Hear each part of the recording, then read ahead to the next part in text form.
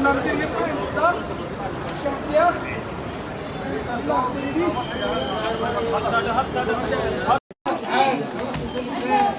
set for fingerprint behind the screen. बहुत बड़ी खबर सामने आ रही है और आप भी अगर इंटरनेशनल यात्रा करते हो तो आपको 980 रुपये अलग से देने होंगे और अगर डोमेस्टिक सफ़र करते हो तो उसके लिए 280 रुपये आपको अलग से देने होंगे। 3 इंपॉर्टेंट अपडेट है, तीनों अपडेट के ऊपर आपसे बात करने वाला हूं। 2-3 मिनट का वीडियो है, पूरा वॉच करें ताकि आपको पूरी जानकारी मिले। तो चलिए स्टार्ट करता हूं, बताता हूं अपडेट के बारे में जो खबर आई है। तो आपने टाइटल और थंबनेल में बिल्कुल सच पढ़ा है कि अगर आप इंटरनेशनल यात्रा करते हो तो आपको अलग से 980 रुपये एयरपोर्ट पे देने पड़ सकते हैं, क्योंकि ये लॉ बना हुआ है, ये कानून बना हुआ है। इसके ऊपर प्रॉपर एक्सप्लेन करने वाला हूँ, वीडियो पूरा देखना तभी आपको पूरी जानकारी मिलेगी। उससे पहले 2 और इम्पोर्टेंट अपडेट है, वो भी आपको इसी वीडियो में बताने वाला हूं। तो पहला जो अपडेट है, आप अगर ट्रैवल करते हो तो इस बात का आपको लाजिम ख्याल रखना पड़ेगा। बेसिकली इंडिया से अगर अदर कंट्री के लिए कहीं पर भी अगर ट्रैवल कर रहे हो तो ऐसा आपको मालूम है कि ये 3 डॉक्यूमेंट आपको कंपलसरी चाहिए।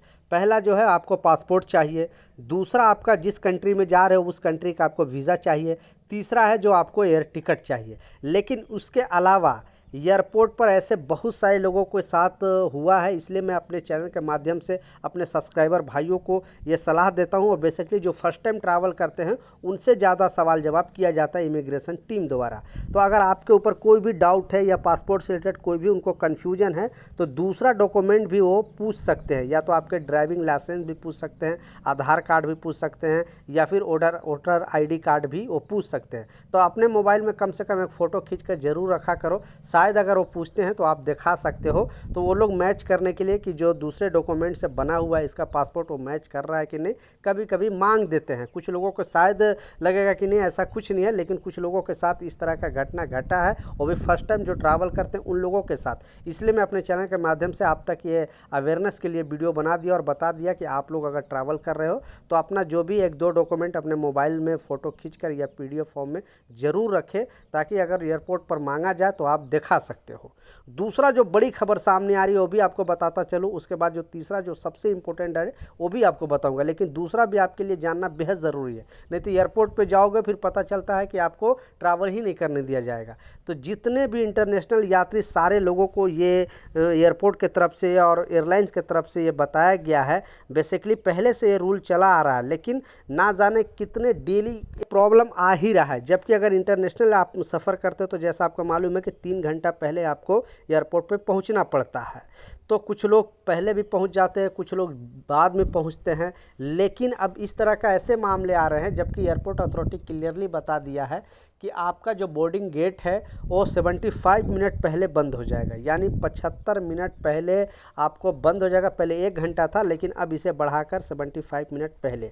और बोर्डिंग ख़त्म होने के बाद अगर आप पहुंचोगे और गेट जब बंद हो जाता है तो उस टाइम आपको ट्रैवल नहीं करने दिया जाएगा। उस पर अगर आप लड़ाई झगड़ा करते हो, गाली गलौज करते हो एयरलाइंस के साथ, तो फिर आपकी गिरफ्तारी हो सकती है। इसलिए अगर आप ट्रैवल करते हो और जो आपका बोर्डिंग जो गेट है वो बंद हो जाता है, यानी जहाँ से आपका बोर्डिंग होता है वो बंद हो जाता है, तो इसके बाद आप उलझन में नहीं, मतलब लड़ाई झगड़ा करोगे तो प्रॉब्लम में, बहुत बड़ी प्रॉब्लम फंस सकते हो। क्योंकि इस तरह का मामला आपको जैसा शॉर्ट वीडियो के माध्यम से भी दिखाया। इसलिए आप कम से कम अगर इंटरनेशनल सफ़र करते हो अभी से भी तो 3 घंटा पहले ज़रूर आप सफ़र करें, क्योंकि आपको पहले तो चेकिंग बैग आपको ये करना होगा, डालना होगा। उसके बाद फिर आपको वहाँ लंबी कतार सुरक्षा चेकिंग में आपको होता है। उसके बाद गेट पर जाओगे तो कम से कम आपको 75 मिनट पहले आप गेट पर जाना ही जाना होगा, नहीं तो फिर जब गेट क्लोज हो जाएगा तो फिर आप ट्रैवल नहीं कर सकते हो।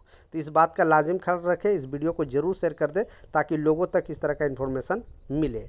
लास्ट जो सबसे इम्पोर्टेंट अपडेट है, बहुत बड़ी खबर सामने आ रही है, और इस खबर में जो बताया जा रहा है, जैसा आपको मालूम है कि थोड़ा दिन पहले भी अब मैं आपको बताया था कि नोएडा एयरपोर्ट का जो है ओपनिंग कल ही नरेंद्र मोदी ने ओपनिंग किए हैं। उसके बाद मुंबई, न्यू मुंबई जो एक बड़ा एयरपोर्ट बना है, वहाँ पर अगर आप आते हो तो 1275 रुपया आपको अलग से सर्विस चार्ज पे UDF करके एक चार्ज होता है, उसको आपको देना पड़ेगा।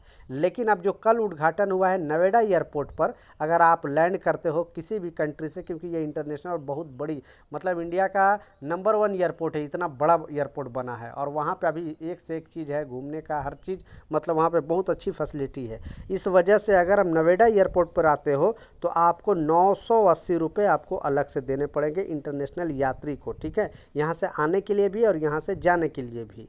और जो डोमेस्टिक है उनको 280 रुपये उनको अलग से देने पड़ेंगे। लेकिन ये जो पैसे हैं आपको टिकट के साथ जब टिकट परचेस करोगे, जैसे दिल्ली इंदिरा गांधी एयरपोर्ट पर आओगे तो आपको वहाँ पे टिकट का कुछ प्राइस कम मिलेगा, लेकिन अगर उसी तरह नोएडा एयरपोर्ट पर आते हो तो प्राइस ज़्यादा मिलेगा, क्योंकि वहाँ पे हाई टेक्नोलॉजी से पूरी तरह एयरपोर्ट नया बना है और बनाने में काफ़ी खर्च आया है। और आपको मालूम है कि जब से ये प्राइवेट कंपनी जब संभाली है ये सब चीज़, तो उन लोग को पैसा वसूलना है, जितना इन्वेस्टमेंट किया है वो पैसे जब तक नहीं वसूले गई तब तक आप पर ये चीज़ लगता ही लगता रहेगा। तो ये चीज़ टिकट के साथ 980 रुपये आपके साथ मेंशन रहेगी, आपको पता नहीं चलेगा। लेकिन अलग से मतलब सर्विस चार्ज के नाम पे जो ट्रॉली यूज करते हो, जो बाथरूम यूज करते हो और भी बहुत सारे जो वाईफाई यूज करते हो, फैसिलिटी यूज करते हो, उसका सर्विस चार्ज के नाम पे आपसे इतना पैसे वसूले जाएंगे।